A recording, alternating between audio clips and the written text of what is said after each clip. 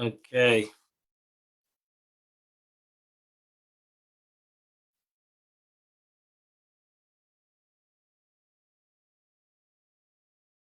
Good morning. As we go to the Chumash of today, we are holding Thursday, the fifth reading of Parshas Vayelach. We are holding on chapter 31, verse number 14. Vayem Hashem al Moshe, and God said to Moshe Rabbeinu, Hein kar v'yamecha lam, as the days of your life is coming to an end, you're going to die. Karas Yeshua, call your Yeshua, v'yisatze be'el moed, let him stand and let him come to the oil moed. V'atzaveno, and I will command him. Vayelech Moshe, v'yeshua, and Moshe Yeshua went.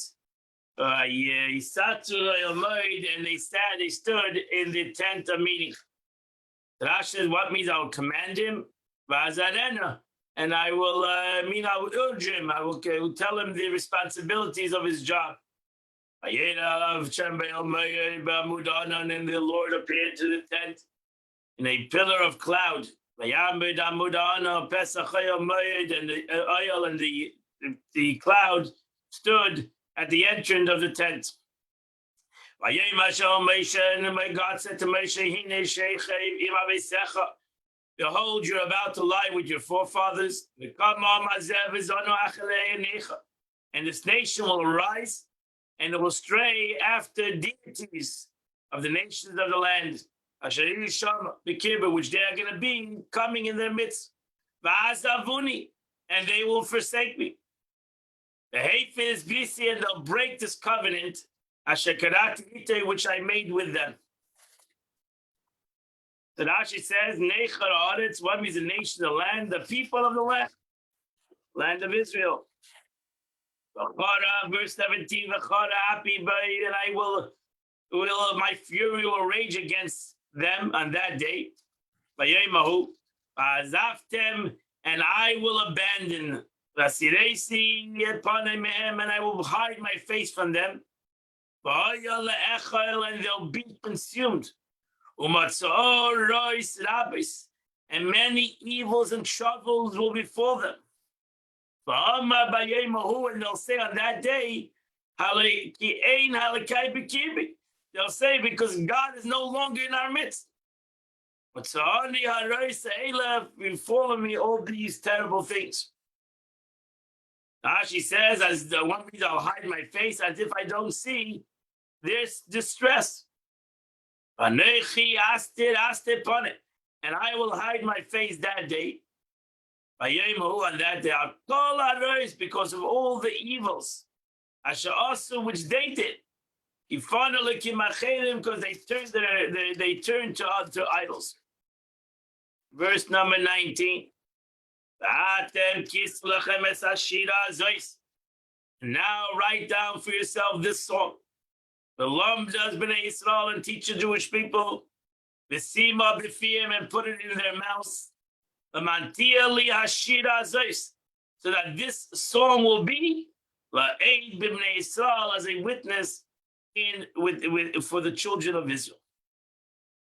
Rashi says, what shira are we talking about? This refers to the passage next week's parsha. Azino hashamayim, until the verse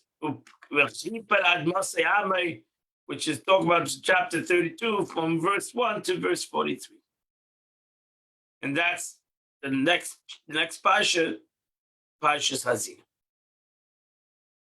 The song that Moshe Rabbeinu taught the Jewish people. That completes the Chumash of today. We continue this deep letter of the Rebbe, Alter Rebbe, in Igeres HaKodesh, in the letters that are put together. We are in the middle of the 20th letter. As I said, it's a very deep letter. The Alter Rebbe goes very deep in Kabbalistic concepts. As we've seen, the objective of creation, this introduction to this continuation of this letter, of Yesh.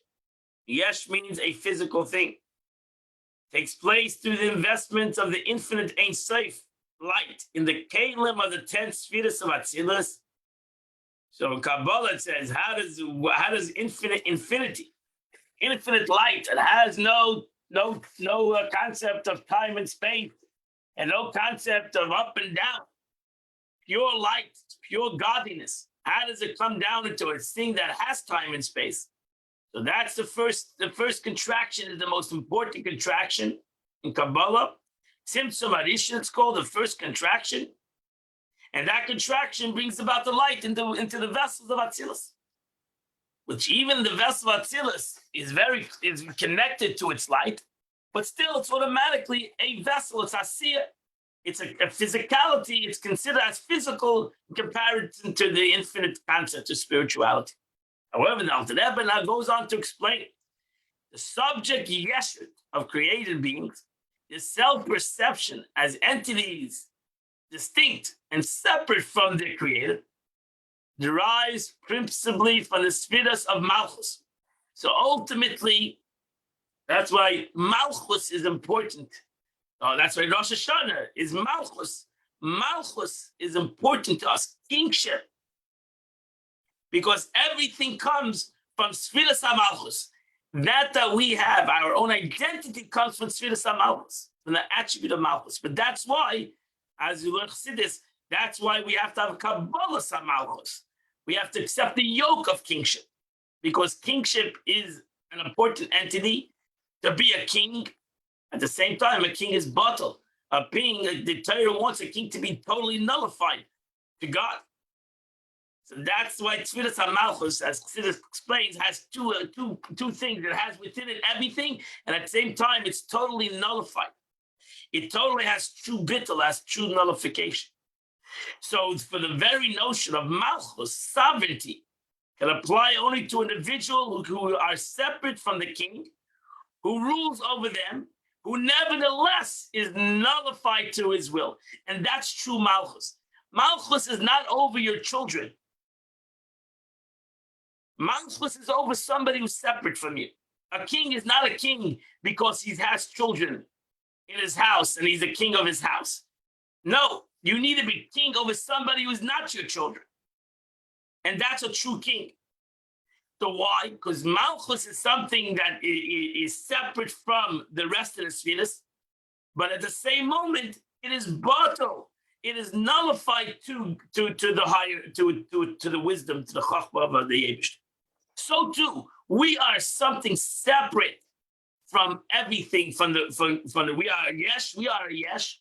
We are considered a separate identity, a separate entity. At the same moment, we are obligated to have bittul, to have self-nullification and total humility. We need to have humility. Very important thing to us, humility. And that's why we struggle in life, because we struggle with our humility. We have ego. This is keeping the axiom that there's no king without a nation. The Hebrew word for nation, am, is related to the word ayminut, as an expression of gechalim ayminut, signifies embers whose fires are dimmed. Amimut, it's like muttering. It's like, you ever seen a coal that is trying to keep its fire in it, but it's starting to flicker out. That's called amimut. This spirit, am, implies to a populace which is far from removed from the king's quality and from his company. So you have a mela b'layam. A king is not over his castle. A king is over a nation. That's considered a king. And that's why kings always wanted to become bigger, spread their land, become greater. That was the basic necessity of a king, to make the land bigger. Because that's really the concept of kingship. The aspect of kingship is to have a nation. And the bigger the nation, Beroiv Am, expression of Gemara, the bigger the community, the bigger the minion, Hadras Melech is the beauty of the king. So you can make a minion with 10, you can have 100, you can have 1,000, you can have 5,000, 10,000, 600,000. Beroiv Am, the more people you have, the Hadras Melech is the greater the glorification of the king. So sovereignty is possible only over strangers, over those who are distant from the king. And that's why it's Am. We are called Amcha. You are a king, and we are your nation. We're not your family. We are on the Banecha. We're also called family. Because there's a quality in a child, and there's a quality in a nation. For this reason, Spheres Malchus creates beings. Oops, I'm sorry. Creates beings. Something happened over here. Creates beings that sense themselves separate from godliness, and that's what Alter Rebbe is saying. Why you need Atzilus, even though creation happens from infinity, from God Himself, but nevertheless, God wanted that people should feel their own identity. God didn't want to have machines. If the Abishter wanted robots, He would do it that way. He would create God total from infinity total to the world, and there'll be robots. Everybody would be bottled, totally nullified to God, and we would self be like Malachim. David didn't want that. God didn't want that. God wanted Dafka people that would feel separate from Him, and then be nullified themselves. Realize that they have to have humility. Even though God gave each and every one of us yesh, He gave us yeshus, He gave us ego. We all have ego. And then God said, no, I want you to work on your anivus. I want you to work on your humility. And only I can work on my humility. Nobody should give us humility. That's why it's terrible when somebody else embarrasses you, humbles you. Usually has a negative effect on you. A person should humble himself. The best way to humble yourself, because once I humble myself, then nobody can embarrass me anymore, because I'm a humble person. If somebody embarrasses me now, I become depressed. So if I'm humbled through others, even if I'm humbled by God, it usually has a negative effect on me. I should be humbled myself. I should bring humility to myself. This means Spheres Malchus creates being that sense themselves as separate from God, and only over them is possible Malchus to reign. So that these distinct and separate created beings should, by dint of their own spiritual service, nullify themselves to God's will, and that's the whole process. Expression of the Alter Rebbe, we said it a couple of days ago. The Eibush God makes from Gashmias Ruchnias, from Ruchnias Gashmias. The God creates from the spiritual the physical, and we take the physical and we bring it back to spiritual. So we bring it back to a total circle. So the God created the world from an ayin to a yesh, for nothing, spirituality, so to say, to something, a physical, a egotistical thing. And we take the physical, the ego, and we nullify it back to its true state, which is humility, which is the concept, Kabbalah, I accept the yoke of heaven, that I realize that it's not my kingship, it's God's kingship. It's the reason why I'm here is because Malchus Atzilus. I'm not here because my own self-development. It's really through God's kingship that comes to Atzilus. It's a beautiful concept in Kabbalah, beautiful concept of Atzilus. It's the whole concept of Rosh Hashanah. However, it is known in the yesh. Any yesh, any entity in its own eyes. That I am a yesh. I have to realize that think that I'm the king. That I think I'm a king is only because you come from Malchus. That's why you feel like a king. Is utterly separate from God. This comes from being principally through Malchus of Atzilus. That's why each and every one of us feels like a king and queen, because we come from Malchus to Atzilus. Which becomes Atik. Atik means the crown for the world of creation. Atik is the element of delight. Tainug is again concept in Kabbalah, the crown, which is the innermost core of will, Ratzeh, and Kesed. Thus, Malchus of Atzilus, Malchus of the world of emanation. becomes the delight and the will that propels the world of Bria into being.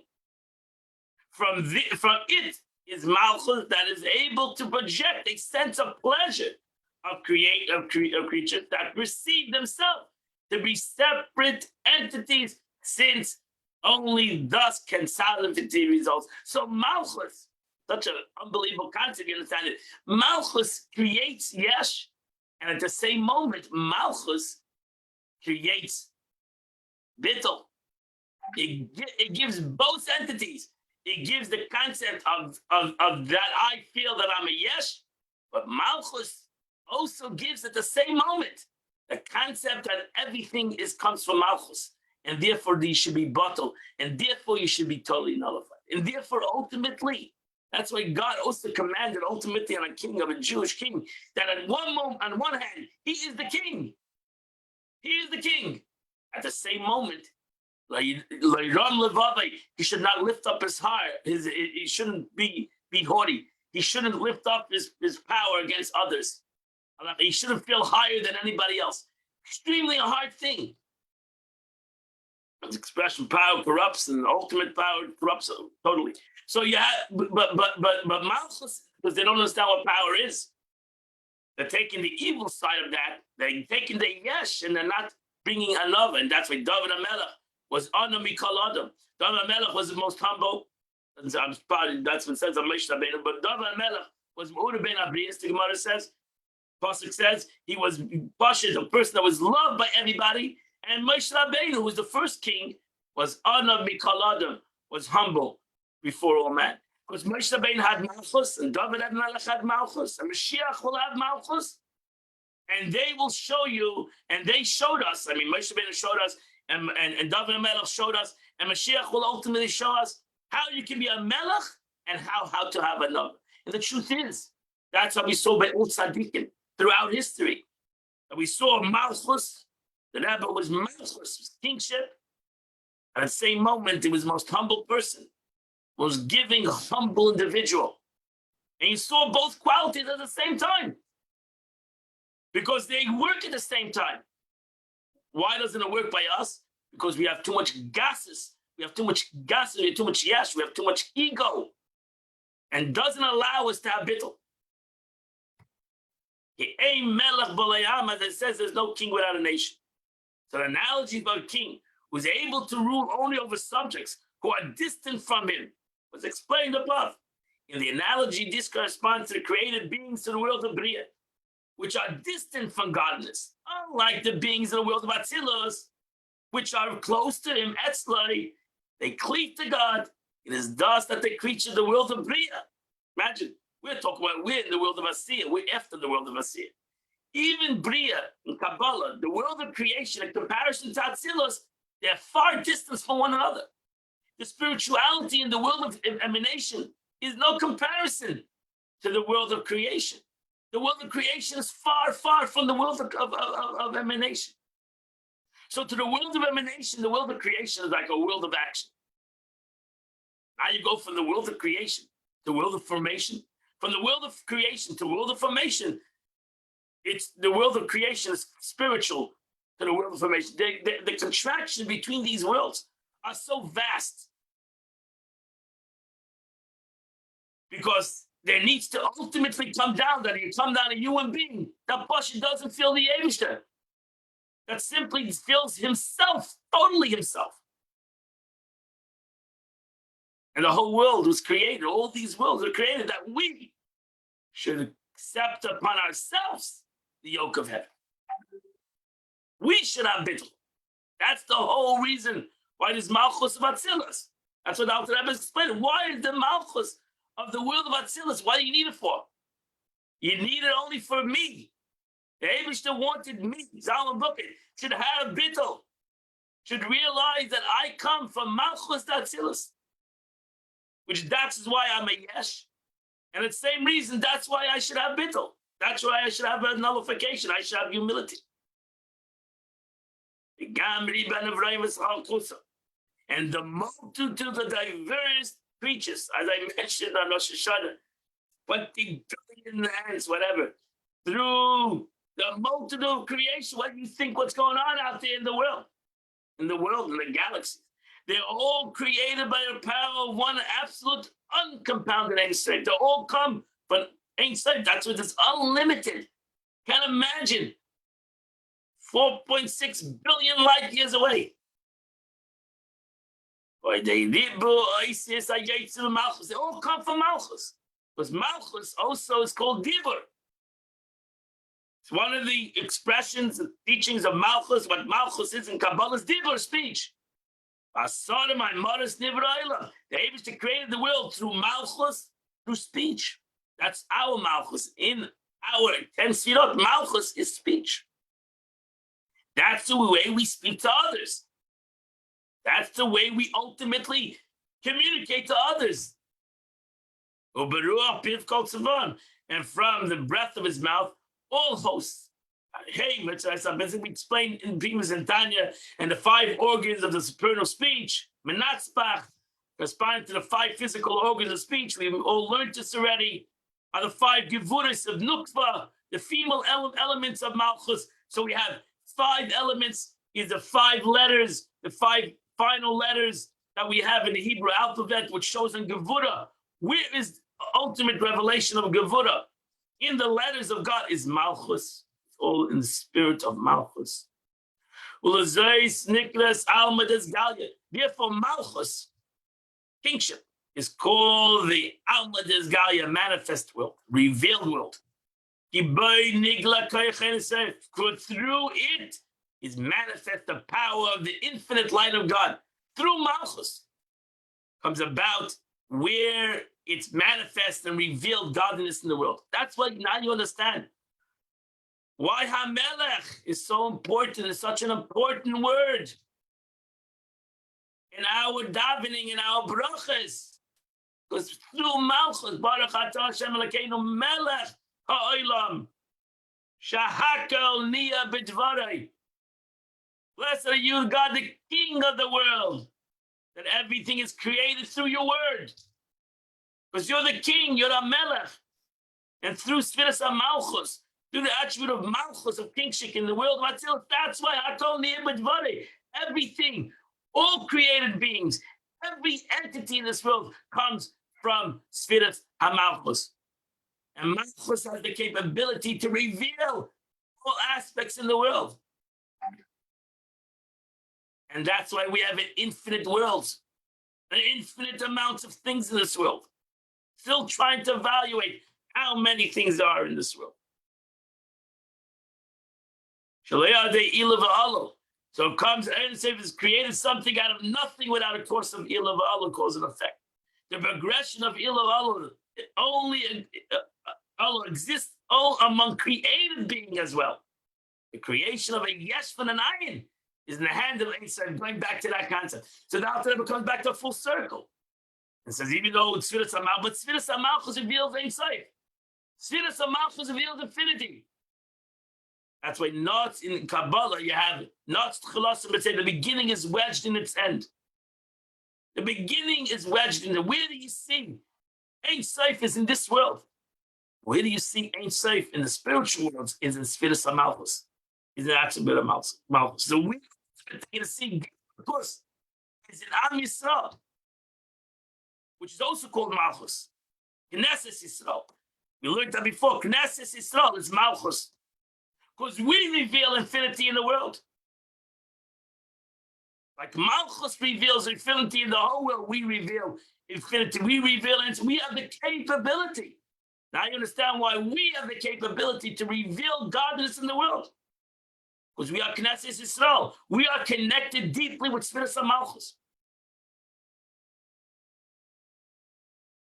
And that's why we crown the Eibishter as King of the world. Even though God comes King of the whole world. The whole world. But who crowns him as King? Am Yisrael. On Rosh Hashanah, we crowned him as King. So we didn't only crown him as King for ourselves, we crowned him for the whole world. But it's our avodah, it's our service to crown him as King. It's not the service of the world. Maybe she didn't ask the whole world to be in shul and to hear Tkir Shofar and to say the bracha that God should be a king over us? No, the Eibishter has the Jewish nation because we are the ones who crown the Eibishter as king over us, and through that, it automatically affects the entire world. Why? Because we are connected to Malchus. And we have that capability to be Hamshachas HaMalchus, to connect to Malchus of Atzilus. So that's the greatness of Malchus. So that's, and you're going to see right now the Alter Rebbe to say something so beautiful, because in essence, Malchus is connected to Chachma. And they both have very qualities in it. And Chachma is the ultimate aspect, wisdom, but we know Chachma also has bittul. So Chachma, wisdom, also has the concept of humility. So not still awesome to say, and Chachma jumps straight to Malchus. The other spheres, other manifestations of Chesed, Gevurah, Tiferes, Chesed, is connected one to the other. And there's a cause and effect. Chesed brings down Gevurah, and Gevurah brings down it. But Chachma to Malchus goes, lost Chachma b'seif, they're connected. They have this connection that they jump, Chachma jumps straight to Malchus. Chachma jumps straight to kingship. I will test this at a shenis. Netzlu b'ristalsa ilba, but the first 9 spheres that precede Malchus emanate causal evolution of Ilul V'Ol. While the infinite Ein Sof is vested in the Chachma alone, and then jumps straight to Malchus. So Chachma derived from Ein Sof in a manner that it resembles the revelation of Yesh Panai. As the verse says, Chachma derives from Ayin. Chachma comes from nothing. Ein Sof thus vests itself with Chachma. Through it, the Ein Sof light illuminates other spheres as well through cause and effect. And there the Alter Rebbe said from there, I say, I keep on saying, but here you have it. And this is the meaning in the Sefer Yetzirah in Kabbalah, which says the beginning is wedged in their end. Scheme of the spheres, the very beginning, signifies a level to understand even the head, is to be found in the accumulation, in the series, to the even greater extent than in the head. In the Sfira Chachma is variously termed Rosh, or the first Reishis Chachma, the beginning of wisdom, meaning Chachma is first. Malchus is the last of the Sfiras. So the Sfira of Kesser, which it says even more than I said, the Sfira of Kesser, which is Reishis Chachma, the beginning of Chachma. The beginning of Chachma is Ratzai, is the will of God. Where is the will of God? Revealed itself in Malchus. Not the beginning. Means even higher, where Chachma is higher than itself. Where Chachma, where wisdom is above itself. Where it's in the Ratzai, it's in will, it's in the crown of God. That is wedged in the end in Malchus of Atzilus. And ultimately, where is the will of God wedged in this world? Malchus of this world, and Am Yisrael. Mi ka'am chot Yisrael. Where everything that is the beginning is wedged in this. Malchus is the last of the spheres. The sphere of Kesed, which transcends the sphere of Chachma, is termed the beginning. This beginning that is called Kesed is wedged and is even more to be found in the end in Malchus than the other spheres, even Chachma. So that's it. The sphere, the higher level of Chachma, the Chachma, the way it's in Kesed, is wedged in the end in the aspect of Malchus, kingship. Kesed, what's been a matzel b'len atzalah. But Kesed is the mediator between the infinite emanator and the finite emanate beings, as we learned in many, many times. And the lowest level of Ein Sof is comprised in it. Every intermediary, such as in our case, the sphere of Kesed, crown, must incorporate at least some aspect of both levels to seek a bridge. The aspect of the infinite light contained in Kesed is the lowest degree of Ein Sof. This level is the beginning. That level, the level in Sof that is wedged in sphere of Malchus. For as mentioned earlier, It is Malchus who reveals the power of Ein Sof to create a yesh from an ayin. And that's why it's called the Kesed of Malchus. It's called the crown of the king. Why you call it the crown? Why don't you call it the crown of wisdom? It's not the crown of wisdom. It's the crown of Malchus. It's the crown of kingship. Right? Even a king, you put the crown on his head. Why don't you say it's the crown of his head? No, it's the crown of his kingship. It's the crown of the king. He ain't Kes Elamelech, because it won't be a Kesser if there's no king.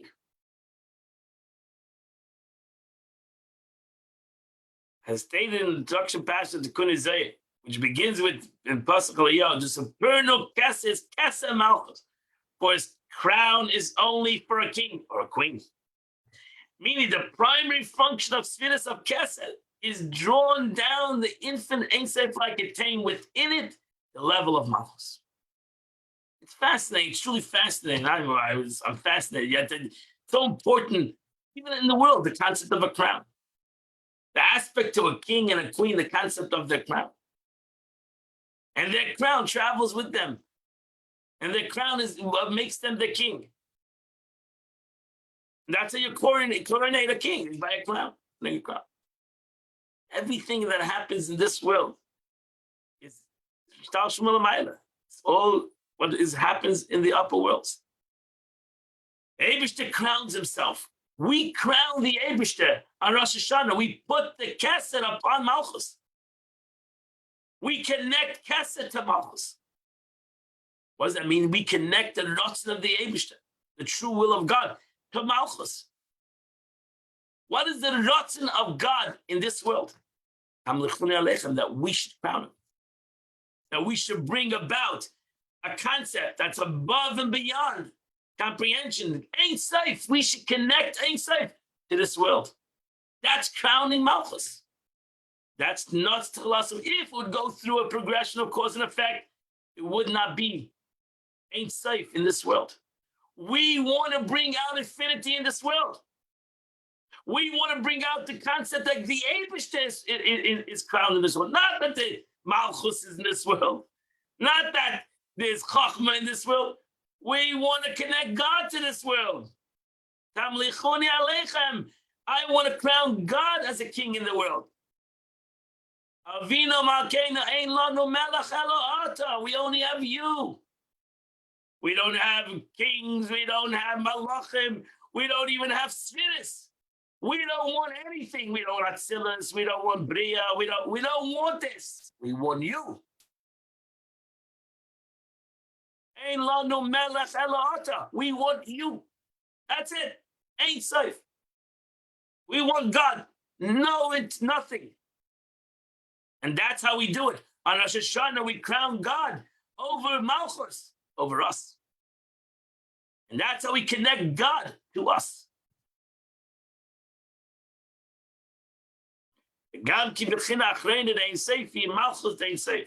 As also the Kesed is called Kesed Malchus, the crown of kingship, because it's the final level of Ein Sof, is Malchus of Ein Sof. Thus, Kesed itself possesses the quality of Malchus, but Malchus is the lowest level of Ein Sof, and therefore it's connected totally. The beginning is wedged in the end.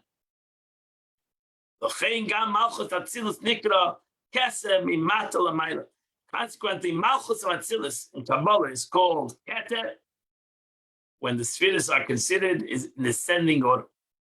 From this perspective, looking upwards, Malchus of the lowest spheres turned Keter in relationship to the higher spheres.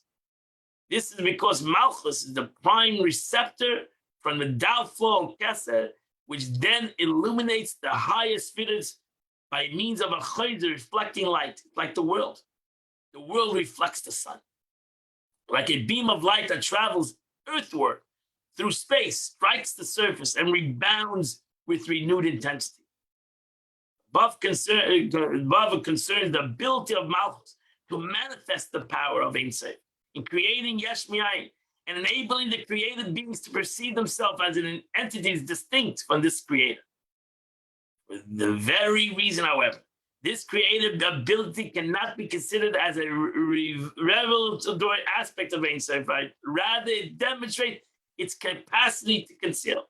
And that's the beauty, that we can hide ourselves. We can hide the Shama. We can conceal our own soul. Imagine a soul. Think about it. The soul that's so powerful, it's godly. And in our body, we have the capability to hide it. Because the ultimate is the yesh, is not the soul. The ultimate is the body. Is the yesh. In comparison to my body, what is a yesh and what's an ayin? My soul is godly and my body is a yesh. And that's why the power of the body. We should realize the power of the body, not in a negative way, but in a positive way. The power of the body has a capability to conceal the soul.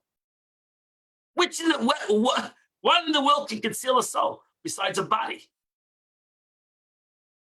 Because the body, not the real rotzen of the Eibishter, the real will of the Eibishter is Tamichuni Aleichem, is to become a king over my body, my soul.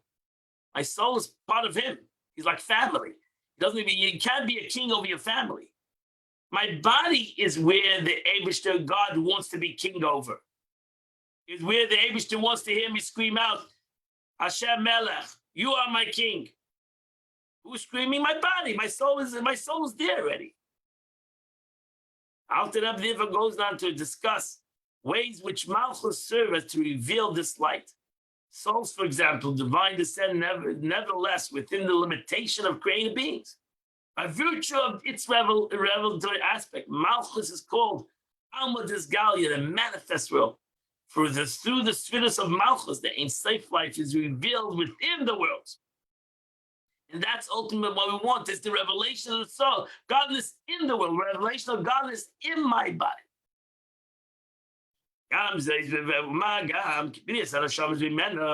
This especially so since through Malchus, creation of souls takes place, enabling them to be a yesh and separate entities in the world of Bria, that's where their souls are, in the world of Bria.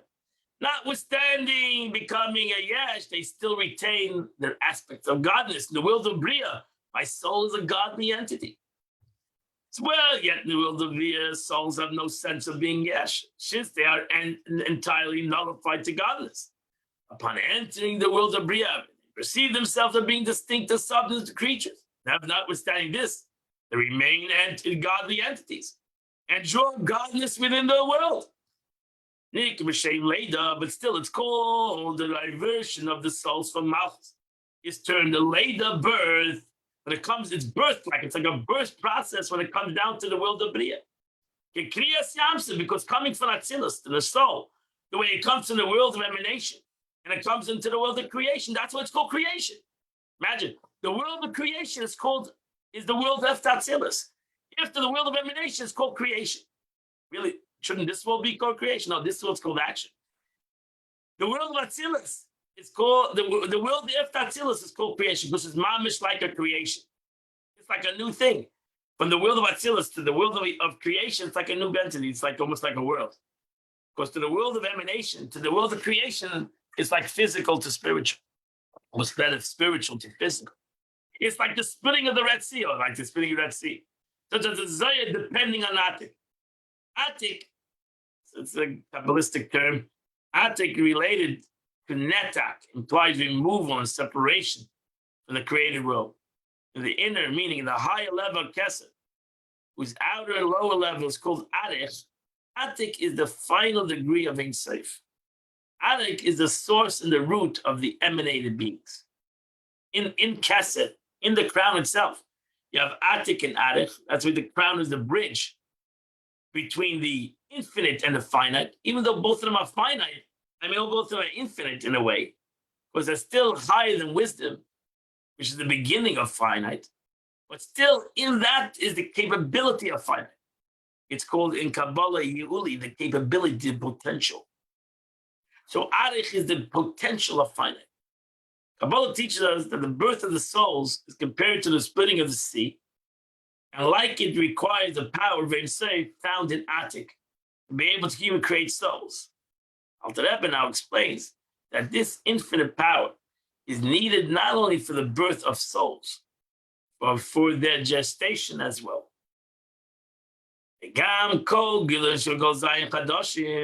Also, the whole growth of a soul throughout the 7 months.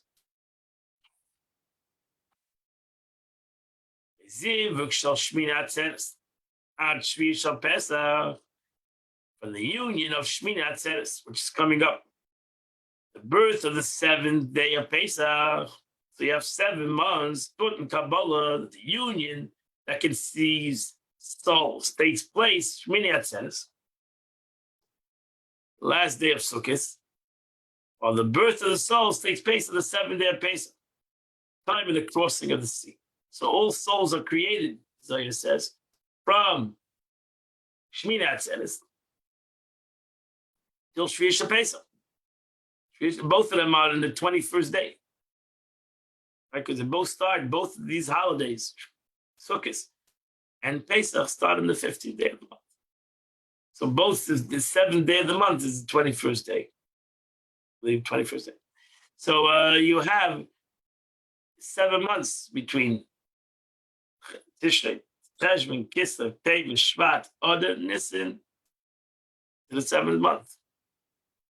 Those are the 7 months of the souls, just like a human body goes through the minimum 7 months, ultimately 9 months, but it can be birthed in 7 months. Resembles the growth of Zah and Nukva and the spheres of Zah and Malchus of Atzilus. They were formerly concealed in the womb of Imeilah, the supernal mother, in the innermost degree of the Bina of the world of Atzilus. This takes place by the means of the supernal auras, the lights of the Imeilah, which is Bina, and yet higher, as far as Imayla Ma'adin Seif, as far as Ein Seif, which vested itself in Bina of the world of Atzilus, in order to bring growth to Zah and Nukva, which is the spheres of Atzilus. Amislavish by Koltes Isaiah Yedilecha, through the 9 or the 7 months of pregnancy. So that's like this pregnancy in this world, this pregnancy in the world of Atzilus, in the world of emanation. Thus, Azar Nukva of Atzilus is delivered from Bina of Atzilus, known as the Imeilah, the supernal mother. So do souls gestate in Malchus, which is known as Imatata, the nether mother, since Malchus incorporates within itself the supernal Eretz of Ein Seif. So it goes down, takes 7 months, or 7 months, a minimum of 7 months, or 9 months, that the neshama should be created from Zah, from Bina, which is connected to Atik, which is connected to Atik. The Ratzin, the Eibishter wanted this neshama, and it digests itself through the 7 middays, which is the 7 months. And the ultimate thing comes out, in Sfiras HaMalchus, we have the creation of a new child, a new soul.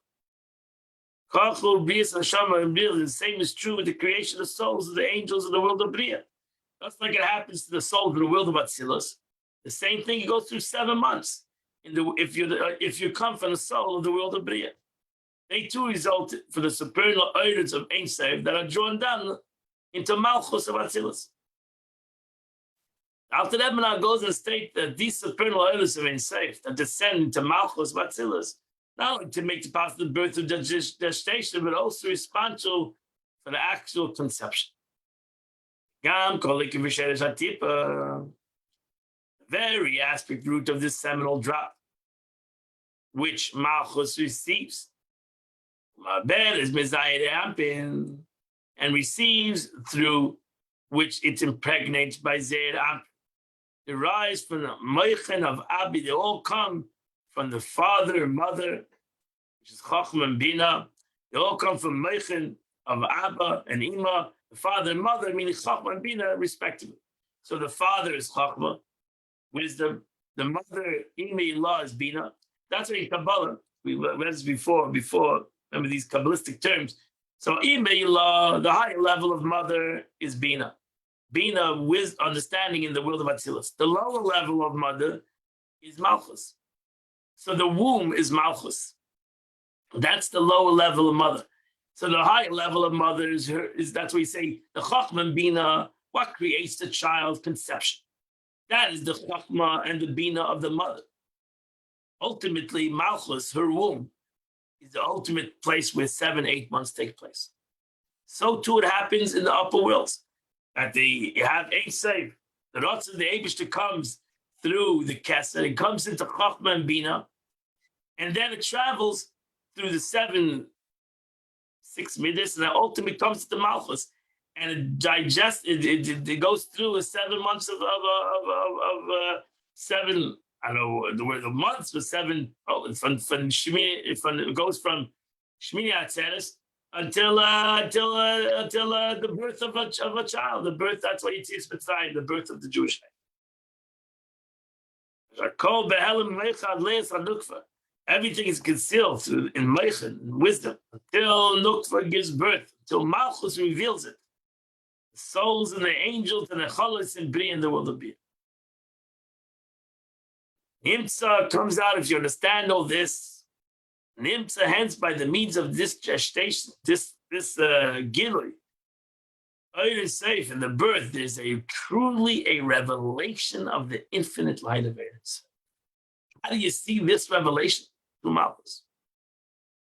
A Malchus, like Malchus, Datzilus, creates Chachma or Kesser in the world of creation, B'riyah. Not only the infinite power Ein Sof goes down through Malchus to bring about Yesh, in addition, Ein Sof is actually revealed by means of this gestation and birth of souls. By the virtue of this role, Malchus is turned Alma Disgalia. That's why Malchus is turned the world of revelation. In addition to its role in drawing down the power of godliness in a concealed manner within creation, it actually reveals godliness. And that's why it's called Alma Disgalia. So, as we know, Malchus has many crowns, carries many hats. A very busy concept in Kabbalah, Sfiras HaMalchus. And as I said, that's why it's extremely important to us, Sfiras HaMalchus, the attribute.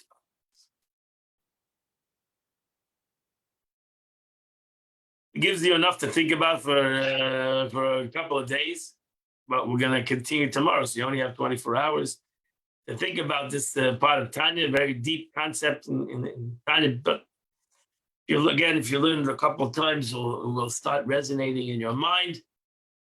Today is the 4th day of the month of Tishrei, and the chapters of Tillim for you to say are chapter 23 to chapter 28. If you say chapter 23 to chapter 28 of Psalms, you do the Chlitas of the day.